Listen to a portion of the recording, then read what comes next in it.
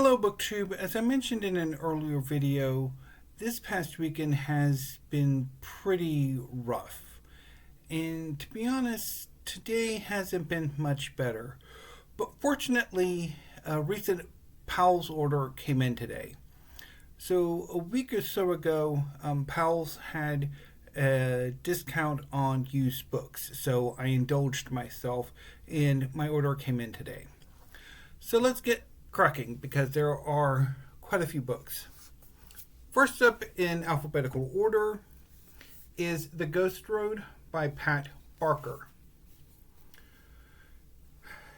In the closing months of World War I, psychologist William Rivers treats the mental casualties of the war, making them whole enough to return to battle.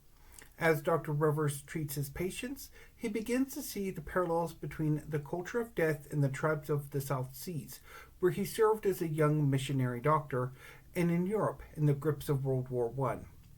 At the same time, Billy Pryor, one of Dr. Rivers' patients, returns to France, where millions of men engaged in brutal trench warfare are all ghosts in the making, to fight a war he no longer believes in.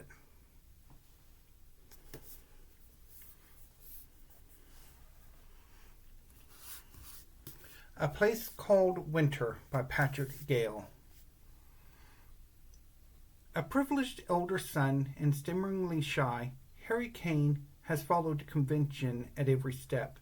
Even the beginnings of an illicit, dangerous affair do little to shake the foundations of his muted existence, until the shock of discovery and the threat of arrest cost him everything. Forced to abandon his wife and child, Harry signs up for immigration to the newly colonized Canadian prairies. Remote and unforgiving, his allotted homestead is a place called Winter, in a world away from the golden suburbs of turn-of-the-century Edwardian England. And yet it is here, isolated in a seemingly harsh landscape, under the threat of war, madness, and an evil man of undeniable magnetism, that the fight for survival will reveal in Harry an inner strength and capacity for love beyond anything he has ever known before.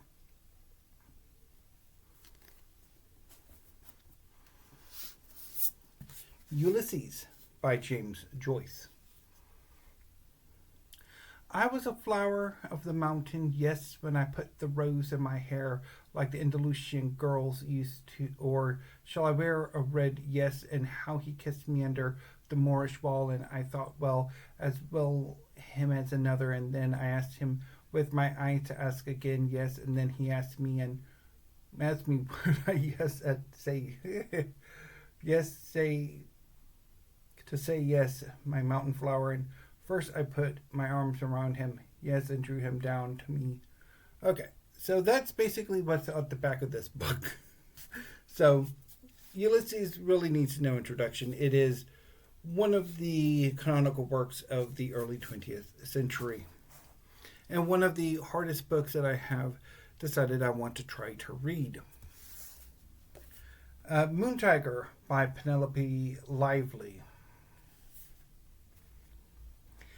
The elderly Claudia Hampton, a best-selling author of popular history, lies alone in a London hospital bed. Memories of her life still glow in her fading consciousness, but she imagines writing a history of the world. Instead, Moon Tiger is her own history, the life of a strong, independent woman, with its often contentious relations with family and friends. At its center, forever frozen in time, the still point of her turning world is a cruelly truncated affair with Tom, a British tank commander whom Claudia knew as a reporter in Egypt during World War II.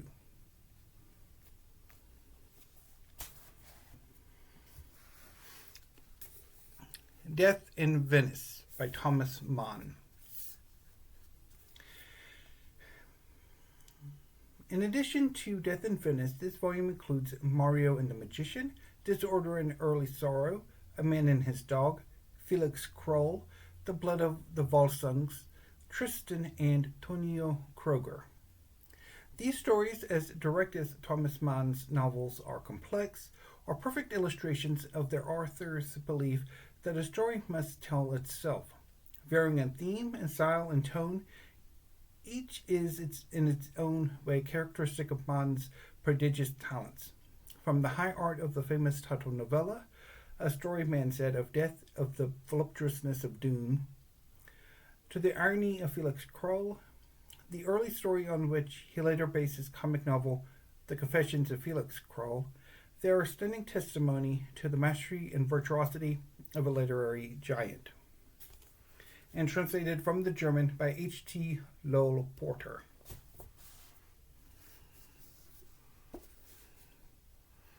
Absolution by Alice McDermott.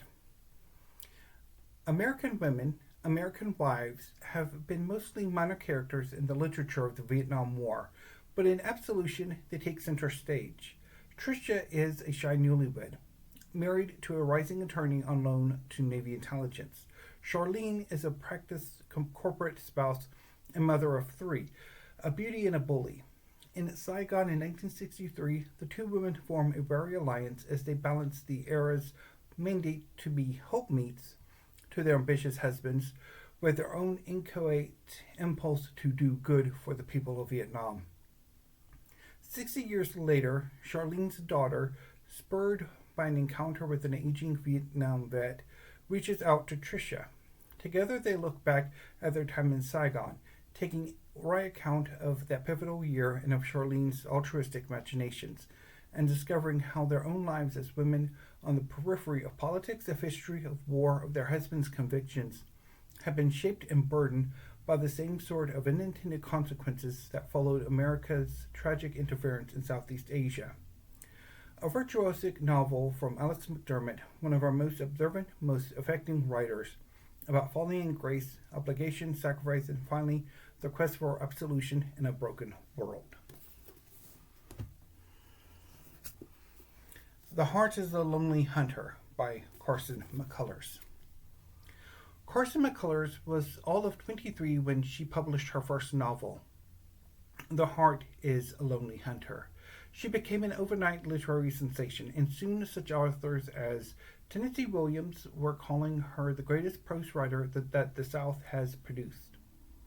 Available now for the first time in trade paperback, The Heart is a Lonely Hunter tells an unforgettable tale of moral isolation in a small southern mill town in the 1930s. Richard Wright was astonished by McCullers' ability to rise above the pressures of her environment and embrace white and black humanity in one sweep of apprehension and tenderness. Hers is a humanity that touches all who came to her work, whether for the first time or as so many do time and time again. The Heart is a Lonely Hunter is Carson McCullers at her most compassionate, most enduring best. And let's move her there. Stream System, the collected short fiction of Gerald Murnane.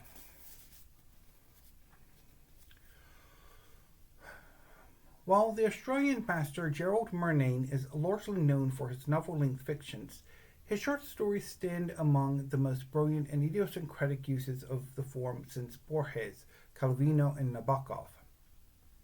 Measured, comic, obscene, and crystalline, they range from the haunting Landale, which imagines the colonization of Australia and the ultimate vengeance of its indigenous people as a series of nested dreams, to Fingerweb, which tells a quietly terrifying fractal tale of the scars of war and the roots of misogyny, to The Interior of Galdine, which finds its anxious protagonist stranded beyond the limits of fiction itself. With most of the stories in Stream System never before available to readers in this hemisphere, this career-spanning collection makes for an ideal entry point into the work of one of contemporary literature's greatest magicians.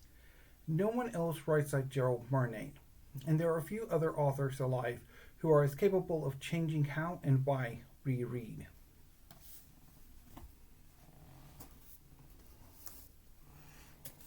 The Bee Sting by Paul Murray. The Barnes family is in trouble. Dickie's once lucrative car business is going under, but Dickie is spending his days in the woods building an apocalypse-proof bunker with a renegade handyman, His wife Imelda is selling off her jewelry on eBay and half-heartedly dodging the attention of fast-talking cattle farmer Big Mike, while their teenage daughter Cass, formerly top in her class, seems determined to binge drink her way through her final exams. As for 12-year-old PJ, he's on the brink of running away. If you wanted to change this story, how far back would you have to go? To the infamous bee sting that ruined Imelda's wedding day? To the car crash 1 year before Cass was born? All the way back to Dickie at 10 years old, standing in the summer garden with his father, learning how to be a real man? The Bee Sting, Paul Murray's exuberantly entertaining new novel, is a tour de force, a portrait of post-crash Ireland, a tragicomic family saga, and a dazzling story about the struggle to be good at the end of the world.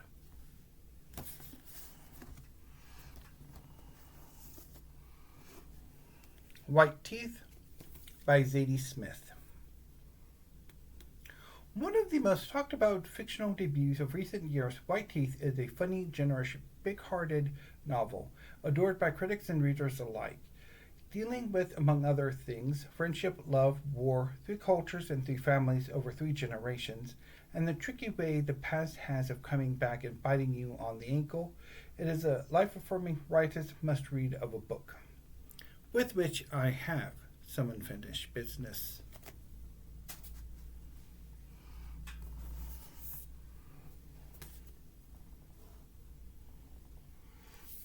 Last Orders by Graham Swift.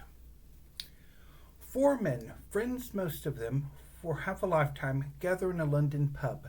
They have taken it upon themselves to carry out the last orders of Jack Dodds, Master Butcher, and deliver his ashes to the sea. As they drive towards the fulfillment of their mission, their errand becomes an extraordinary journey into their collective and individual pasts. Braiding these men's voices, that of Jack's mysteriously absent widow, into a choir of secret sorrow and resentment, passion and regret, Graham Swift creates a testament to a changing England and to enduring mortality, honest, moving, yet richly comic, faithful both to the passing rhythms of daily speech and to the abiding truths of life and death. Last Orders is a triumph. So I really enjoyed Graham Swift's earlier novel, Waterland. So I'm really looking forward to reading more from him. And finally, the last novel in this haul, Oranges Are Not the Only Fruit by Jeanette Winterson. Jeanette Winterson's extraordinary career began at the age of 25 with the publication of Oranges Are Not the Only Fruit, an international bestseller and winner of the prestigious Whitebread Award for Best First Fiction.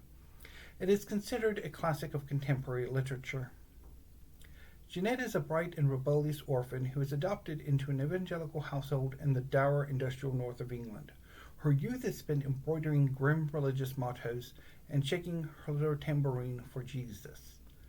But as this budding missionary comes of age and comes to terms with her unorthodox sexuality, the peculiar balance of her God-fearing household collapses. Jeanette's insistence on listening to truths of her own heart and mind and on reporting them with wit and passion makes for an unforgettable chronicle of an extraordinary passage into adulthood. So,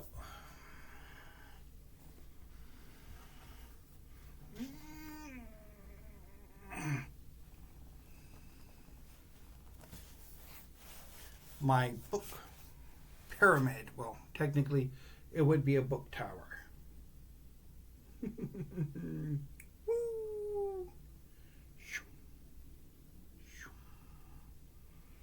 So, anyway, booktube.